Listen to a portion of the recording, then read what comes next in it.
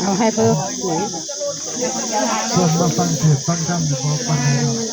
นักล่ำกับปัญญาใหญ่แต่ต้องดูกับเสียงที่อยู่เลยนี่คืออย่างคนท้ายไม่ธรรมดาเลยท่านติดตามใจแล้วเจ้าทลาย หลวงพ่อก็อารมณ์ดีแท้เอาเนี่ยครูมองอยู่กันเถอะ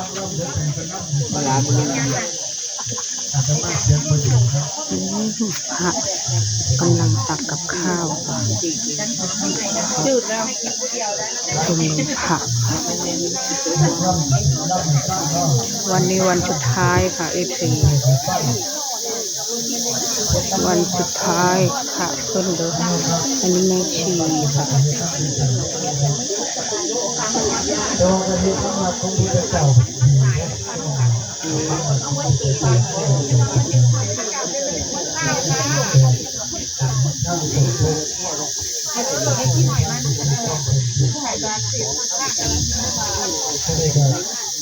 แล้วแต่ผู้บาอาจารย์ทุกท่านนะครับแต่ละการที่ในที่สไตล์ของผู้บาอาจารย์ก็คือการเชื่อมระหว่างพบระหว่างเขียนนะครับที่สไตล์200ปีสบายที่ทำมาจะได้ใช้ได้ก็เอาเรื่องนี้กิน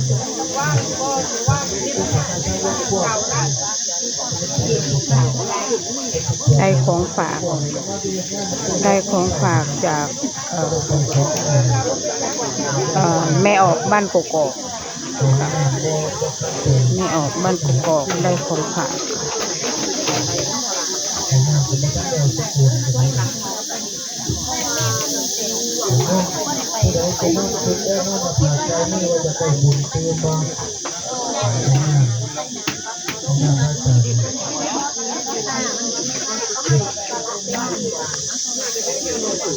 ต้นกันเอาเนี่ยครูแล้วนำโดยพระอาจารย์ชาติอาสุโภโยมวันนี้โยมพอถ่ายชุดในว่างามแท้วะป้าอะไรยายชุดงามเนาะจะถ่ายกับค่อยบอกว่าจะถ่ายแต่ชุดพร้อมคนพร้อมนี่แน่สาธุอนุโมทามิ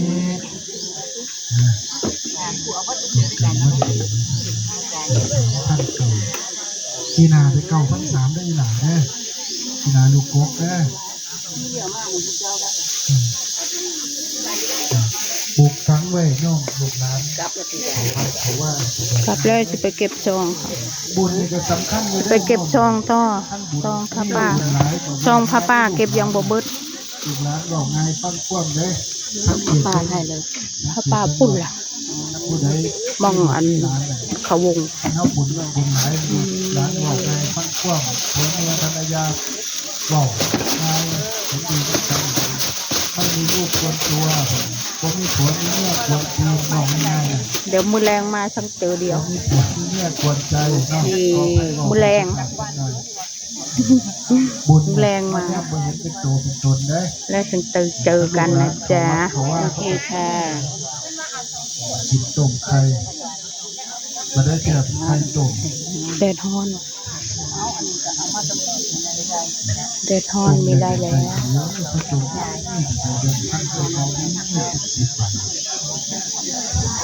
ถ้ากลอยไปมันจะเข้ากลางออกมาโอ้เพื่อนน้องหน้าย่อมมาทั้งนี้เจ้าข่าวอยู่ของมาแห้งกับของแล้วนี่หาจะได้จะเป็นย้อนหลังเลยแน่จะล่ำเลยจะล่ำใส่ดอกทั้งสิย้อนเลยใส่บาตรเรียบร้อยแล้วคุณยายจะว่าเรื่องบุญไหนที่จะหน่อยก็มากว่าเจ๊เจ็ดเป็นไรซ่าจะได้ประกู้กันมาไม่ได้บังคับเด้อน้องไปเป็นครูบาอาจารย์ว่าจะได้กระสีแรงน้ำกดเบิดกุยางกุแนวกุเบิดเจ้าของกุเบิดกำลังเจ้าของตายถิ่นกันได้เนาะฟังความพระเสียสายคือสิว่าอีกได้บ่แม่นได้น้องเลยให้หูจักคว่ำเด้อฟังเทศฟังธรรมแล้วให้หูจักคว่ำเฮ็ดบุญเฮ็ดบุญของเฮ็ดได้เดี๋ยวยายเดินไปเพราะยายจะกลับเลยไม่ได้กินข้าวค่ะยายไม่ได้กินข้าวกับเพิ่น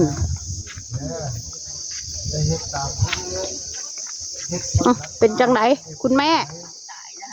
ฮะเออเมื่อยขน้องก็ค่อยๆเดินขึ้นไปค่อยๆเดินค่อยไปเรื่อยค่อยไปเรื่อยเขา บำรุงยางได้หน่อย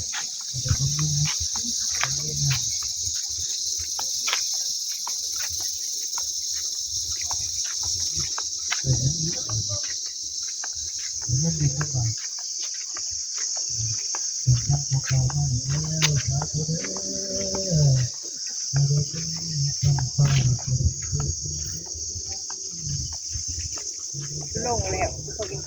บ่ค่อยพาไปเก็บซองค่อยยังมีธุระอยู่ซองสหาย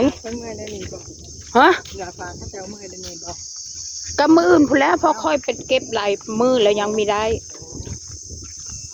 บ่ได้พางมือนี้ได้ซองสหายบ่ได้เกี่ยวซองงานตาทองชุมเจ้ามีได้ไปบ่แหม่ปีนี้เพิ่นคือบ่ไปล้ำอ๋อบ่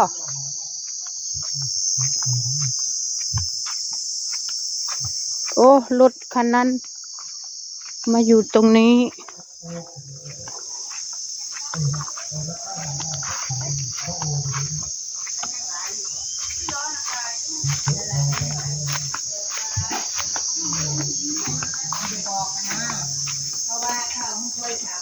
คือ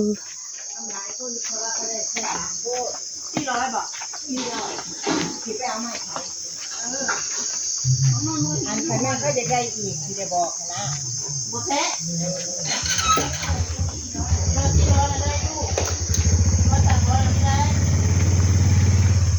คือนางอยู่หันน่ะเจมส์บอนด์บ่เจมส์บอนด์ข้าวต้มเบิดแหละอย่าว่าได้เอามือกันเราไปเอาน้ำพ่อเท่าคือมือข้าวต้มเบิดอะไรนะมาคือเท่าเอามือ ไว้เด้ฟังเบิ่งแล้วมั้ยยาย เร็วไปเร็วไปพี่บอกไม่แม่นอ่ะ อันนี้ของอาจารย์โอเล็ก เจ้าก็เอามืออยู่บ่แม่นบ่เอามือให้ตะลบ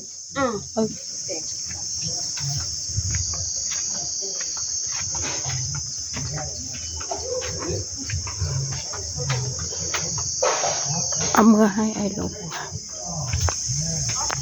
ประมาณนี้ค่ะรถค่อยคืออยู่ในแท้รถพ่อผู้ใหญ่บ่อันนี้เนี่ยรถค่อยคืออยู่พุ่นวะ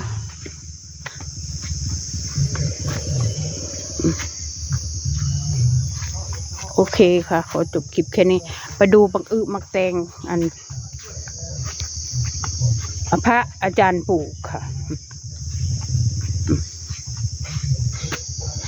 โอเคนะคะประมาณนี้ค่ะขอจบคลิปแค่นี้ค่ะ